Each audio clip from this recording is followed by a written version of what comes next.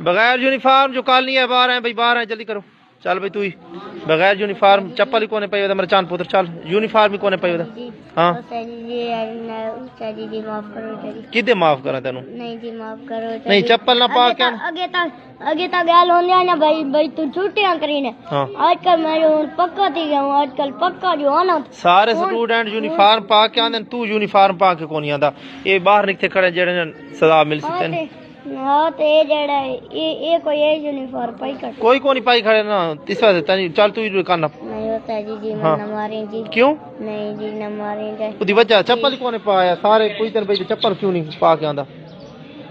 अच्छा जी आज एक के और माफ करो जी बात। अच्छा दिया पौने का चफार जी पौने का जी आज एक के और माफ करो। बगैर यूनिफॉर्म इधर आओ भाई। अनाउस्ता जी आज एक के और जी माफ करो जी। बात बाद रोज दाना यूनिफॉर्म पा के कैसे पा के आते? यूनिफॉर्म अच्छा तो ओ चप्पल पा के आते।